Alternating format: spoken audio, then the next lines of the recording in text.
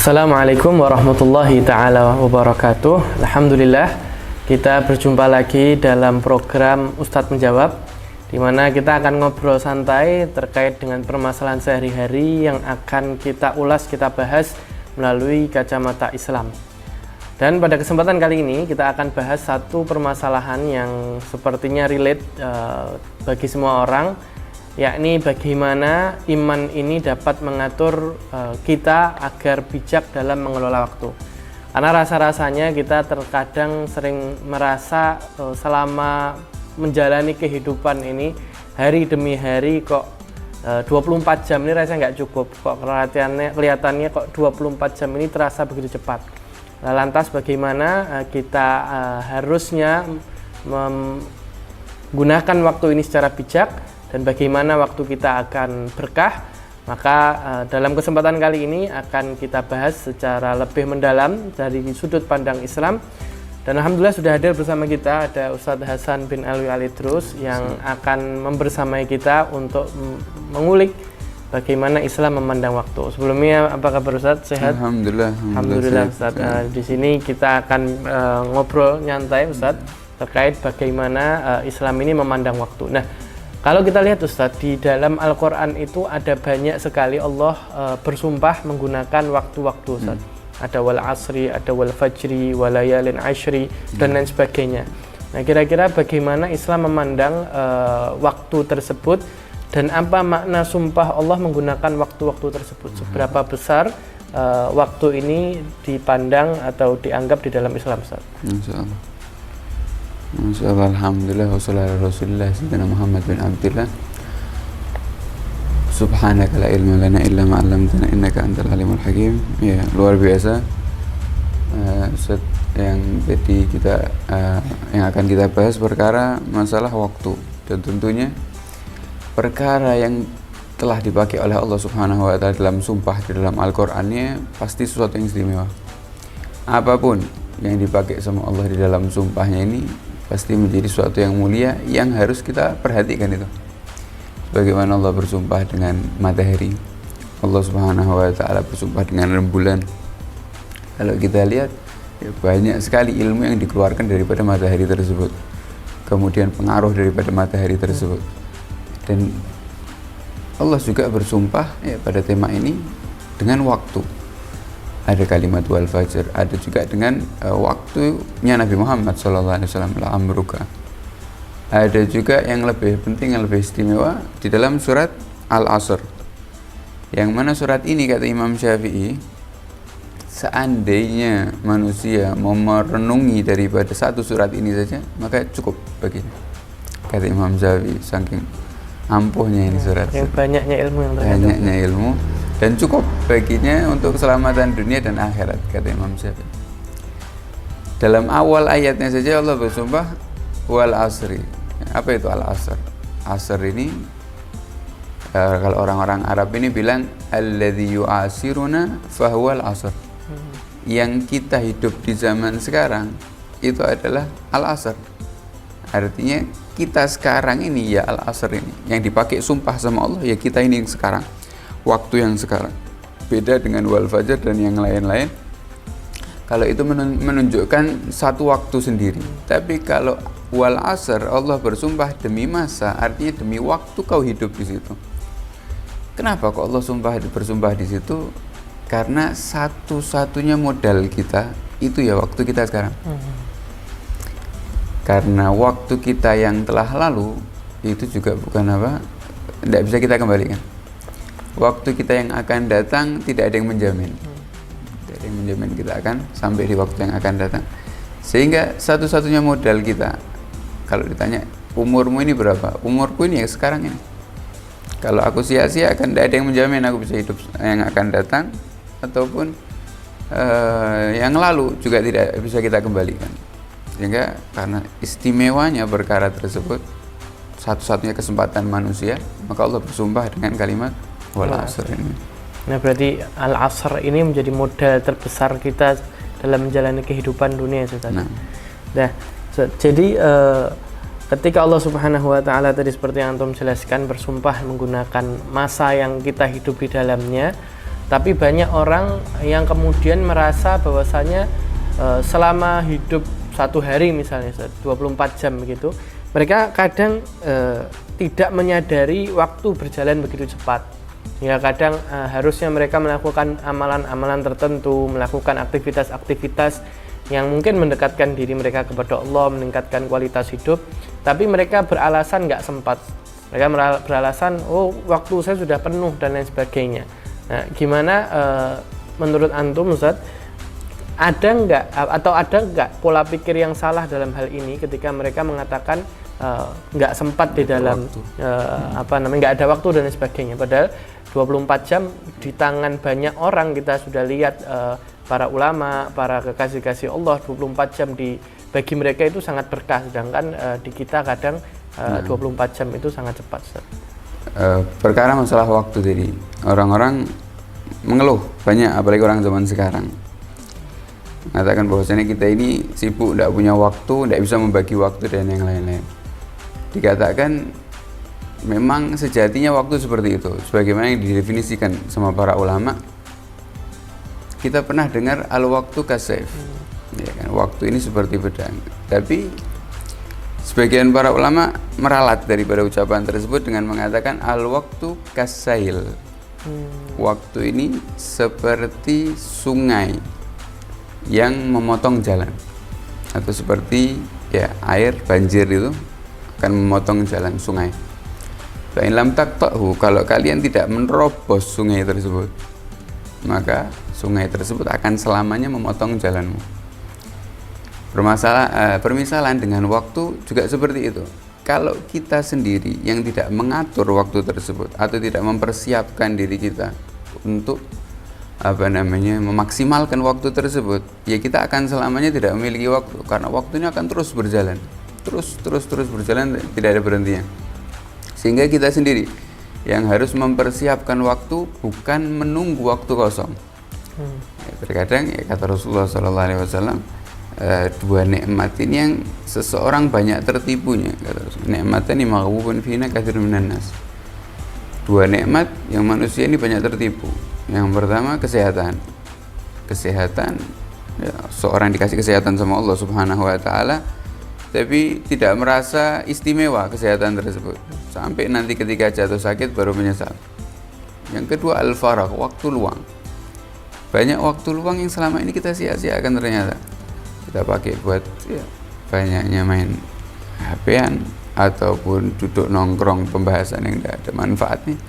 Ketika masuk ketika kita memiliki kepentingan, keinginan untuk mencapai sesuatu, baru ternyata kita sadar kita sudah kehabisan waktu.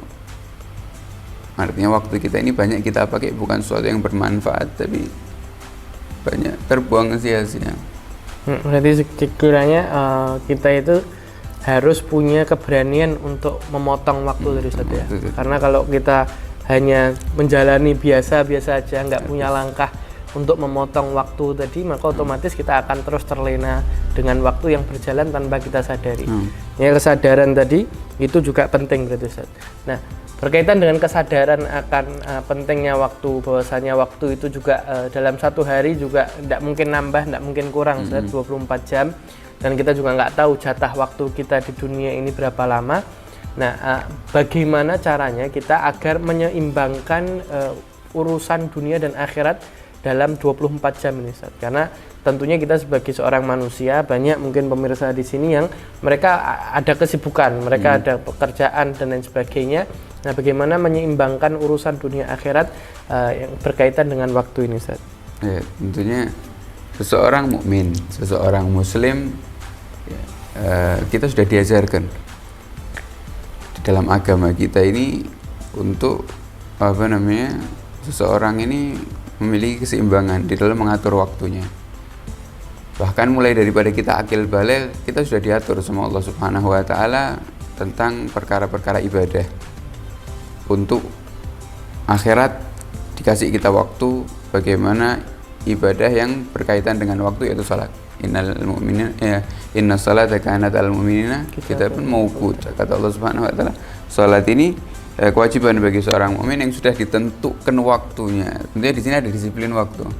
Tarbiyah daripada agama kita. salat. Kemudian Allah Subhanahu wa taala juga mengatakan wa khudhu nasibakum minad dunya, ambillah bagian kalian daripada apa? Urusan dunia. Maka Al-Quran sudah menjelaskan kepada kita, bagi waktu kalian hidup di dunia untuk perkara akhirat, dan juga jangan lupa bahwasanya kalian ini memiliki hak. Sebagaimana kalau kita lihat Nabi kita Nabi Muhammad SAW luar biasa di dalam mendidik para sahabatnya. Beliau tidak mensamaratakan di dalam didikan.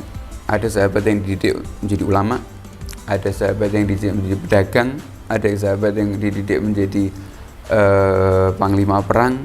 Artinya di setiap karir di dalam kehidupannya itu dikasih sama Rasulullah SAW, dan subhanallah di antara mereka tidak ada yang terus melampaui batas. Pedagangnya tidak terlalu lewat di dalam dunianya sampai lupa dengan akhiratnya. Begitu juga ketika mereka berperang dalam militernya, begitu juga di dalam keilmuan para ulamanya, stabil antara urusan dunia dengan urusan akhirat. Kenapa mereka bisa seperti itu? Karena Rasulullah mendidik di dalam niatnya, tujuannya. Nah, kalau kita mau mencari dunia, apa tujuanmu dalam mencari dunia? Kalau kita mau sibuk dengan diperbolehkan selama perkara tersebut perkara yang mubah. Dengan niat, tujuanmu apa di dalam perkara tersebut? Agar apa? Agar amalan-amalan yang dikerjakan tersebut walaupun zahirnya tampaknya perkara dunia, tapi dengan niat baik tersebut bisa menjadi amalan-amalan akhirat. Berarti kuncinya tadi sebenarnya di dalam Islam itu kita sudah dididik untuk disiplin saja dengan 5 waktu sholat tadi, sehingga sebenarnya kalau setiap muslim itu mau menggunakan waktunya dengan baik, mereka menyadari bahwasanya ketika subuh ya mereka sholat, duhur mereka sholat, maka sebenarnya sudah ada disiplin waktu yang diajarkan oleh Islam saja. Sehingga tadi yang kemudian antum sampaikan tadi itu memberikan pencerahan bagi kita bahwasanya kalau kita mau menyeimbangkan dunia dan akhirat, sebenarnya dua hal ini itu tidak bertolak belakang, bisa berjalan beriringan, dan dengan pentingnya niat tadi, maka kegiatan kita sehari-hari itu tetap bisa bernilai ibadah. Nah, obrolan kita masih akan berlanjut Ustadz, tapi sebelum itu kita akan lihat pariwara berikut ini.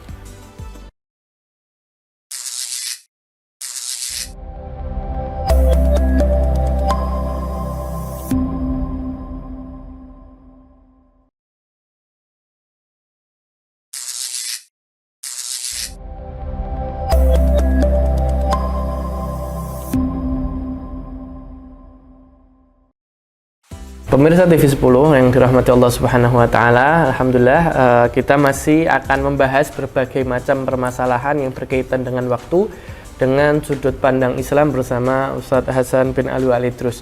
Nah, Ustadz, tadi ada satu bagian menarik nih dari segmen sebelumnya yang antum sampaikan bahwasanya Nabi Muhammad SAW itu memberikan teladan kepada para sahabatnya, mendidik dengan baik terkait dengan peran mereka masing-masing, sehingga para sahabat ini kemudian tidak terlalaikan dengan perannya terhadap urusan akhirat. Yang dagang tetap urusan dagang, tapi akhiratnya tetap jalan. Nah, berkaitan dengan permasalahan waktu, Ustadz, ada enggak contoh konkret yang diajarkan Rasulullah atau yang diterapkan Rasulullah dalam kehidupan sehari-hari yang berkaitan dengan memanajemen waktu sehingga bisa kita sebagai umatnya tiru atau kita teladani? Masya Allah, kita tahu Nabi kita Nabi Muhammad ini sebagai uswah hasanah. Tentunya apapun permasalahan yang ada pada umatnya ini, jalan keluarnya ataupun kita akan mendapatkan daripada jalan keluar tersebut daripada Nabi Muhammad, ilmunya dari Nabi Muhammad, sumber kebaikan adalah Nabi Muhammad SAW. Urusan waktu juga seperti itu. Bagaimana kalau kita lihat para sahabat dan para ulama, orang-orang soleh, waktunya sangat tertata. Tentunya mereka ini mengikuti Rasulullah SAW. Ya, sebagian para ulama menyebutkan bahwasanya Rasulullah SAW ini membagi waktunya dalam 24 jam, satu hari satu malam dibagi oleh Rasulullah SAW menjadi 3. Yang pertama ada waktu hakullah, artinya bagaimana Rasulullah ini memperbaiki hubungannya dengan Allah. Artinya Rasulullah di situ akan mempersiapkan waktu-waktu yang mana waktu ini tidak bisa diganggu. tidak sama keluarga, tidak sama sahabat. Khusus untuk Rasulullah dengan Allah Subhanahu wa taala. Salah satunya ya kita tahu waktu salat. Kita sering mendengar daripada hadis riwayat Sayyidah Aisyah bahwasanya ketika sudah terdengar azan, kata Sayyidah Aisyah, seakan-akan Rasulullah ini sudah tidak kenal lagi sama kita. Rasulullah langsung berangkat ke masjid dan fokus di situ di dalam waktu untuk beribadah kepada Allah Subhanahu wa taala ketika mendengar azan. Ini hakullah. Begitu juga Rasulullah juga punya waktu di malam hari atau qabla al-fajr. Untuk Rasulullah sallallahu alaihi wasallam berhubungan dengan Allah Subhanahu wa taala. Setelah waktu tersebut, Rasulullah juga punya bagian yang kedua. Bagian mana waktu tersebut untuk memperbaiki hubungannya dengan dirinya sendiri, hakun nafas. Bagian dirinya sendiri. Untuk apa? Di situ Rasulullah istirahat. Di situ Rasulullah tidur. Di situ Rasulullah sallallahu alaihi wasallam ini memaksimalkan daripada fisiknya, tubuhnya, ya, membersihkan diri, merawat diri, ya, karena diri kita ini punya hak juga. Ya, sebagaimana kita sering mendengar daripada hadisnya Rasulullah, inilah atqakum lillah, inilah akhsyakum lillah wa atqakum lah. Aku ini orang yang paling takut kepada Allah di antara kalian dan yang paling bertakwa. Lakinni akan tapi aku ya asum wa uftir. Aku ini puasa dan kadang juga tidak puasa. Aku ini usalli wa arqud. Aku kadang sholat, aku juga kadang tidur. Tazawwajun nisa, aku juga menikah, kata Rasulullah sallallahu alaihi wasallam. Ini Rasulullah ingin menjelaskan kepada kita di dalam hari-hari kita ini kita juga harus memenuhi daripada kebutuhan diri kita sendiri ini, kebersihannya, kemudian kesehatannya. Itu Rasulullah juga memiliki waktu tersebut, waktu istirahat, waktu bagaimana Rasulullah ini merapikan dirinya pakai minyak wangi. Rasulullah ini pakai minyak karena Rasulullah ini orang yang paling bersih dan paling tampan ketika itu. Nah, kemudian yang ketiga, bagaimana hubungan Rasulullah dengan hakul ibad, dakwahnya Nabi, silaturahminya Nabi, duduknya Nabi Muhammad dengan keluarganya. Ini kemudian taklimnya, halakahnya Rasulullah SAW sama para sahabatnya itu di setiap 24 jam yang Nabi Muhammad tidak kosong daripada tiga ini, sehingga waktunya penuh dengan berkah, tidak ada sedikit pun waktu yang terlewat sia-sia. Alhamdulillah, sangat mencerahkan Ustaz penjelasan tentang bagaimana Nabi SAW itu membagi waktu dengan 3 prioritas tadi, tentang bagaimana hubungannya dengan Allah di dalam 24 jam pasti ada dan tidak bisa diganggu gugat. Kemudian hakul nafsi yang mungkin banyak masyarakat atau orang-orang sekarang itu kadang mereka lalai terhadap hak tubuh mereka. Mereka kadang memforsir pekerjaan, memforsir pikiran dan lain sebagainya, sehingga kemudian mereka tidak memperhatikan diri mereka. Mereka melalaikan waktu tidur yang harusnya bisa cukup, tapi karena urusan kerjaan atau bahkan Ustadz mungkin urusan yang sepele, kadang ada anak-anak muda yang mereka harusnya tidur tetap bermain gadget, tetap bermain sosial media dan lain sebagainya. Ini juga menjadi hal yang cukup penting Ustadz untuk kemudian mungkin Antum memberikan pendapat atau saran gimana caranya supaya kita anak-anak muda ataupun siapapun di luar sana yang kemudian terkadang lalai untuk penggunaan gadget ataupun teknologi sosial media, hingga kadang mereka bisa berjam-jam nonton layar HP, berjam-jam nonton Netflix dan lain sebagainya, tetapi waktunya berjalan sia-sia. Mungkin ada tanggapan dari Antum atau saran dari Antum, Ustaz? Ya, tentunya waktu ini akan terus berjalan. Kita mau pakai untuk apapun, waktu ini akan terus berjalan. Banyak pastinya waktu ini adalah modal kita yang sangat luar biasa, yang sangat murah yang dikasih sama Allah Subhanahu wa taala, sehingga satu-satunya modal kita untuk mendapatkan kemuliaan dunia, kemuliaan akhirat, tentunya setan tidak akan diam. Ya, setan tidak akan diam. Kita ini memaksimalkan waktu kita untuk ibadah. Makanya banyak setan ini menghadirkan sesuatu yang bisa melupakan kita daripada waktu tersebut yang ada di sekitar kita.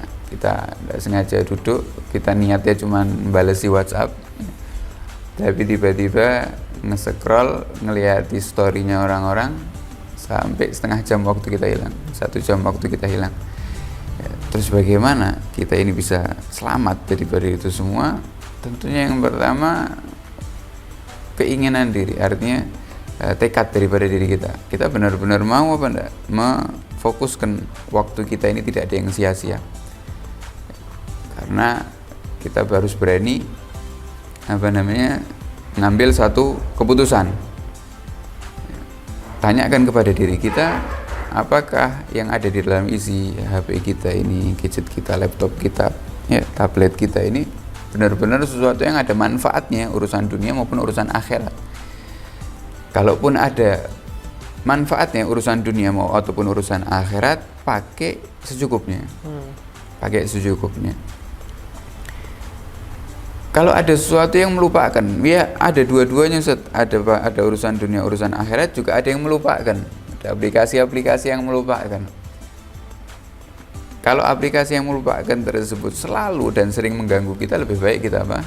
Kita hapus, kita jauhi, kita hapus, kita uninstall. Tapi kalau enggak bisa, ya tidak masalah, kita jadwalkan waktu kita. Karena ya Ustaz, penataan waktu atau penjadwalan waktu ini sangat bermanfaat, sangat luar biasa, punya pengaruh besar di dalam keberkahan waktu. Sehingga kalau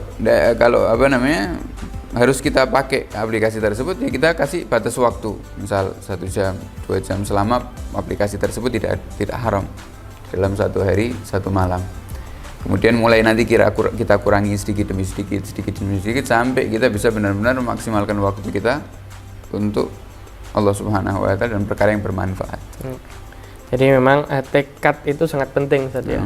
Nah, di lain itu Ustaz, kadang ada orang-orang itu yang mereka merasa untuk hakullah tadi, mereka pingin ada bagian lebih selain daripada sholat 5 waktu yang memang harus mereka kerjakan. Karena kan setiap insan, setiap muslim itu mereka wajib melakukan sholat 5 waktu. Tadi antum jelaskan terkadang banyak orang itu pengen hakullahnya itu lebih, tapi di lain sisi masih sulit untuk kemudian meluangkan waktu atau curi-curi waktu untuk tambahan ibadah. Nah, kira-kira ada enggak Ustaz saran dari antum aktivitas atau ibadah-ibadah ringan yang mungkin bisa mereka sisipkan di sela-sela kesibukan mereka, sehingga terkadang dalam 24 jam punya makna lebih, ada hakullah yang lebih, ada hak Allah yang lebih yang mereka bisa upayakan dalam 1 hari itu Ustaz. Ya, tentunya sangat banyak. Kita diajarkan sama Rasulullah SAW ini menjadikan keseharian kita, kesibukan kita, walaupun tampaknya itu duniawi, tapi bisa berubah menjadi perkara-perkara akhirat. Ya, yang paling penting adalah niat sholihah, niat yang baik. Niat yang baik ini luar biasa, dan para ulama mengatakan kita ini selama ini tertipu dengan perkara niat. Maksudnya tertipu apa? Banyak amalan-amalan yang tampaknya ini mubah, artinya tidak ada dosanya, tidak ada pahalanya. Seandainya kita ini memasang niat sebelum mengamalkan amalan tersebut, kita bisa dapat apa? Dapat pahala. Contohnya seperti makan, kita makan itu pasti sehari ya tidak kurang dari 3 kali, itu yang wajib, belum yang sunnah-sunnahnya. Ya, tidak kurang dari 3 kali, dan 1 kali makan kita duduk berapa menit gitu. Belum lagi kita tidur kita sehari berapa jam? Manusia normal 7 jam sampai 8 jam, itu sudah 1/3 dari 24 jam. Tentunya kalau kita umurnya sampai 60 tahun, 20 tahun kita tidur aja. Di sini dikasih amalan sama Rasulullah, innamal a'malu binniyat. Amalnya akan berpengaruh karena niatnya, baik dan buruknya. Makanya kita perbanyak niat sebelum makan. Apa niatmu? Kalau kita punya niat akhirat, niat soleh, kita akan mendapatkan pahala yang sangat besar. Begitu juga ketika kita mau makan, amalan-amalan mubah, kita duduk nongkrong sama sahabat kita, teman kita, niat silaturahmi, niat menebarkan senyuman, cari ilmu dan yang lain-lain, akan menjadikan amalan mubah tersebut menjadi pahala yang sangat besar. Kalau mau kita sisipkan juga banyak zikir, karena zikir ini salah satu ibadah yang cuma menggerakkan lisan. Kalau kita tidak mau menggerakkan lisan, juga bisa zikir pakai hati. Artinya ketika kita sibuk urusan dunia sekalipun kita bisa bersolawat kepada Nabi Muhammad tanpa orang dengar, tanpa orang tahu. Ya, berzikir, niat yang baik. Begitu juga senyuman, ya, tersenyum. Kita sibuk apapun urusan dunia, kalau kita bersenyum kepada orangnya, at-tabassum sedekah. Masih banyak lagi daripada amalan-amalan. Jadi memang sebenarnya kita bisa memaksimalkan potensi waktu kita itu dengan menghadirkan niat-niat soleh di setiap aktivitas kita, Ustaz ya. Apapun kegiatannya, kalau kemudian niat soleh itu dihadirkan, maka bahkan urusan-urusan yang mungkin akan kita terus lakukan setiap hari, seperti tidur tadi 8 jam sepertiga dari hari kita, tetap bisa bernilai ibadah kalau kemudian kita sisipkan niat. Dan dengan berbagai macam penjelasan yang sudah antum menjelaskan dari Ustadz terkait dengan tekad untuk memotong waktu yang mengalir dengan tanpa kita sadari dan lain sebagainya, rasa-rasanya itu bisa memberikan pencerahan, Ustadz, kepada setiap pemirsa TV 10 yang menyaksikan program ini. Dan insya Allah jawaban-jawaban dari Ustadz Hasan bin Alwi Al-Idrus dapat memberikan pencerahan bagi kita, memberikan satu ilmu bahwasanya memanajemen waktu, menghadirkan niat yang baik dan tekad yang kuat di dalam menjalankan berbagai macam aktivitas dengan tetap ada hakullah, hak yang Allah, hakun nafsi, hak tubuh kita, dan hakul ibad, hak terhadap sesama manusia, itu bisa kita tunaikan dengan baik. Dan alhamdulillah program ini akan terus menjawab berbagai macam hal-hal yang kita lakukan sehari-hari, hal-hal yang dekat dengan kacamata Islam. Terima kasih banyak Ustadz Hasan atas penjelasannya, dan pemirsa TV 10, kita akan jumpa lagi di episode berikutnya. Kurang lebih kami mohon maaf. Wassalamualaikum warahmatullahi taala wabarakatuh.